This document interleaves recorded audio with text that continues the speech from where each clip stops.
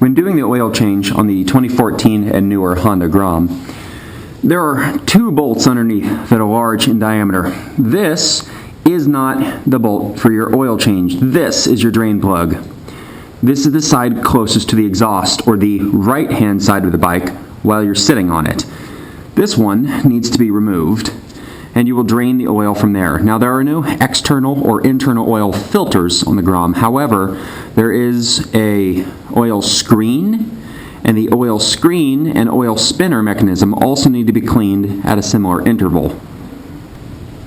When removing the drain plug, make sure to have your oil pan handy, and be careful not to burn yourself, since you should always change the oil when the engine is slightly warm. Not hot, not cold, just warm. You want the oil to flow out freely. This is the catalytic converter in the exhaust, this large section here. It's dangerously close, so I always use a 6-point deep well socket. This is a 17 millimeter, and I'm just going to loosen. And at this point, I will often wear gloves for safety and remove the remainder of the way with my fingers.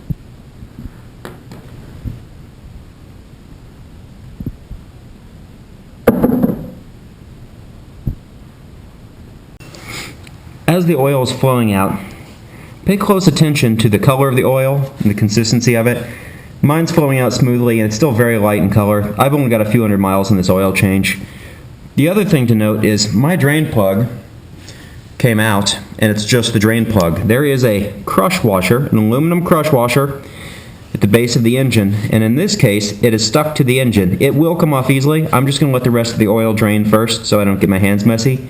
But make sure that you always get that crush washer off and you replace it with a new crush washer during your oil change. While the oil is draining from the engine, you need to use an 8 millimeter socket and remove the right-hand crankcase cover. There are a series of bolts to do so, and I'm using just a 1/4-inch drive ratchet. You don't need a lot of strength on these. They are very small bolts. They shouldn't be held on that tight. And inside, I should point out, you don't need to take off the side cover here. This is just a plastic cover for beauty. But inside the actual crankcase cover here, you'll find an oil spinner and an oil screen that need to be cleaned from time to time on the Grom. Now, if you've drained the oil, when you take this right-hand crankcase cover off, you will still have a small amount of oil drip onto the ground. So make sure to either have a very large oil pan or put down an appropriate sized cloth to keep from getting oil spilling everywhere. There are 10 bolts to remove from the side cover of the engine. It's not required, as they're all the exact same size and pitch and depth. However, it's still a best practice to lay them out in a particular fashion so that you can remember which bolt goes into which hole. Or ideally, if you have a piece of cardboard, you can push holes in it with each bolt to keep them aligned.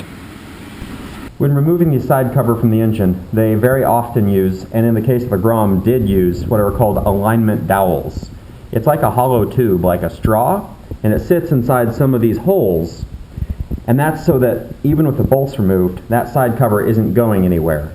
It helps align the side cover in place. So make sure, be careful here, there's a bracket for the return spring on the rear brake, right here on the side. You don't have to remove it, but just be careful not to scratch your side cover on that return spring. If you pull straight out, very gently,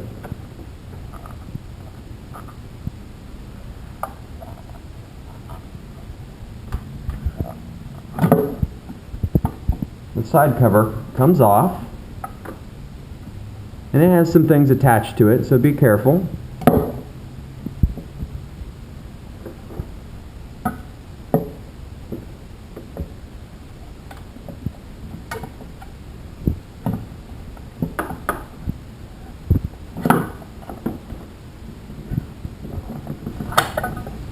Honda recommends installing a new side cover gasket when reinstalling. Also, here are one of those alignment dowels that I referred to. This one is a pin, or a dowel, if you will, and it does not have a hole in it. The others, there's another one down here, for example, that is a tube. Make sure they retain their exact same position. So if you pulled them out with the side cover, set them aside and mark them as needed, or leave them in the engine casing. Either way, don't lose them or put them somewhere that they don't belong. The last piece is removing the throttle cable, or I'm sorry, the clutch cable from the actuator here, and it should simply slide off if you allow the drum to come out. Then you can pull that off and set this aside on a clean cloth so you don't get any scratches on it. The oil screen is located down here, just underneath the oil spinner. This is the oil spinner assembly. It appears to be kind of like another flywheel. These 3 bolts are removed. I'll show you that in a second. First, let's tackle the easier part, the oil screen. It can be difficult at times to remove with your fingers, but it comes out simply. There's nothing holding it in. And it's just a simple mesh screen. Now, if there's any particles or anything on that, they can be inspected. In the case of mine, there are some particles from initial break-in on the motor, but quite minimal. So this should be expected in the first time you change it, but thereafter you should not find nearly this volume of particles once the engine has been broken in. It may not be visible in this, but at the top of the filter are a couple of letters, an identification mark that says FA28. That may be the model number of the filter. Nonetheless, I've cleaned it. It's just a simple plastic housing with a gold-colored mesh screen in it. Notice how it's slightly rectangular. It's longer than it is tall. That's the orientation as you reinsert it into the motor. So. Now, I'm using a 10mm 6-point socket to remove these 3 bolts for the oil spinner assembly now that we've cleaned the filter. But what you're going to notice is as you try to rotate them, the engine is not going to cooperate. And so you have to ask, how do you get these free? It's simple. Some form of impact. And if you don't have an impact driver, you can put a wrench on it and break a bolt free by hitting it squarely with your hand. And now, I've removed enough tension on the one bolt that one will turn freely. Same process has to be repeated for the other 3. When you remove the 3 bolts, I didn't have the camera running, but when you first take off the outer cover for the oil spinner, you will notice that there's an amount of oil that comes out of it. So, make sure to have your drain pan still handy. And oil flows into it, and as it spins, oil moves out. So if you just take a clean shop rag, you can wipe around the inside and clean off the spinner. That clean shop rag, fold it over about twice, will do great at absorbing the last bit of oil inside the spinner.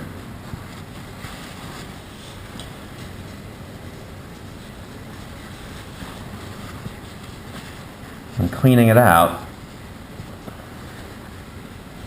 See? Dirty gunk.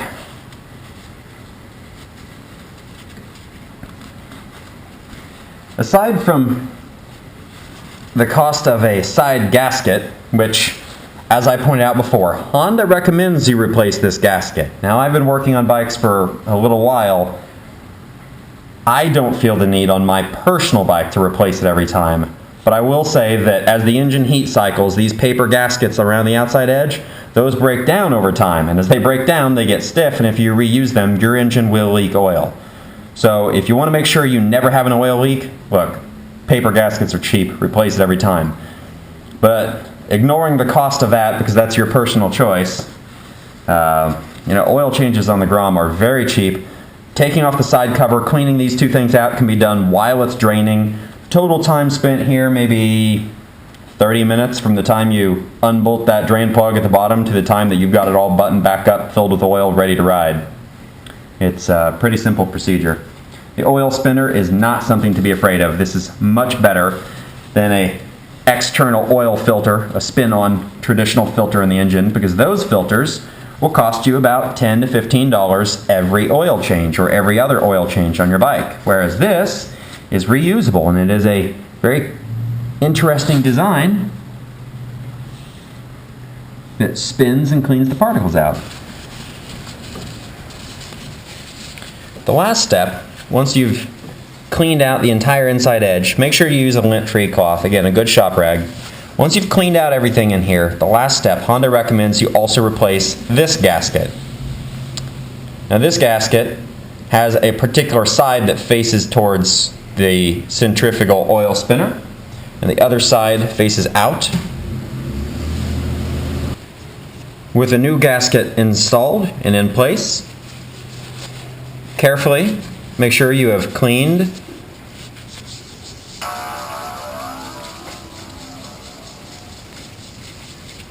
the entire cover for the oil spinner. Throw it on the ground, that's usually helpful. And then reinstall. And Honda recommends the use of a very light Loctite or similar thread locking compound when reinstalling the 3 bolts that hold the oil spinner cover on. I will follow their recommendation on my own bike. That's why it was difficult to remove before. These get torqued to 9 foot-pounds, so very little torque. If you don't have a good, very small foot-pound torque wrench or inch-pound torque wrench, then the appropriate torque is slightly more than hand tight with a very short 1/4 inch drive ratchet. It's not much, okay? The threads can strip easily. It's steel going to steel, that's fine, but it doesn't require a lot of pressure here. You're just trying to get the gasket to squash down a little bit to the mating surfaces, and that's it. Once you've cleaned the oil spinner and the oil filter, reinstalled these, torqued to 9 foot-pounds using a new gasket on the oil spinner with a bit of thread locking compound on these 3 bolts.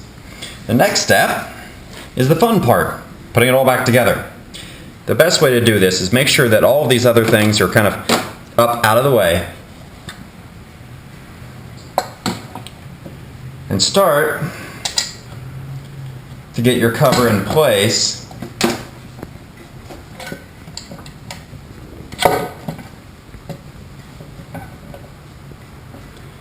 And you should be able to feel as that shift shaft slides into its hole. And there's a couple of other aligning dowels in some of these other holes, as I pointed out before. Should just slide straight on. After that,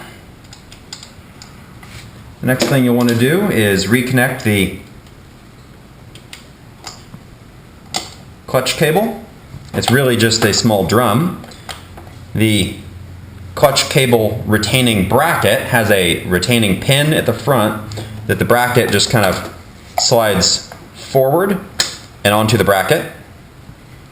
And then at the front of the motor, there is a bracket that's designed to hold your spark plug wire, and there's a bracket designed to hold the wire for the O2 sensor. The wire for the O2 sensor goes on this lowest hole, and the bracket for the spark plug wire goes in the hole one up from there.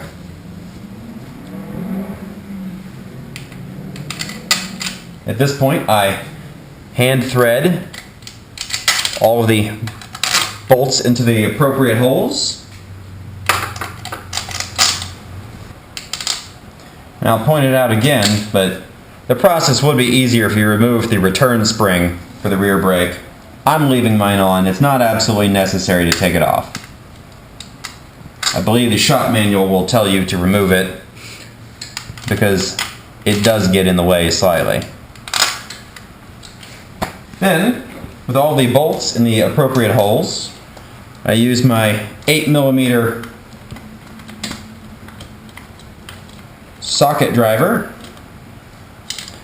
and just in kind of a crisscross opposing pattern, just loosely, very, very loosely, just hand tighten each of the bolts. What we want to make sure we do is torque the cover down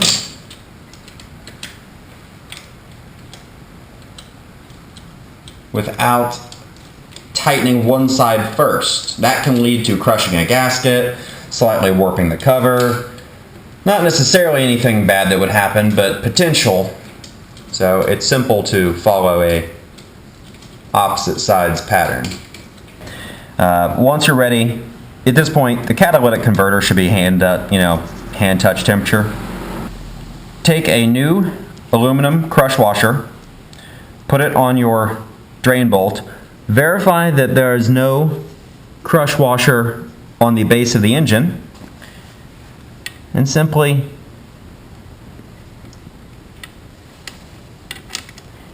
hand thread the drain bolt back into the motor.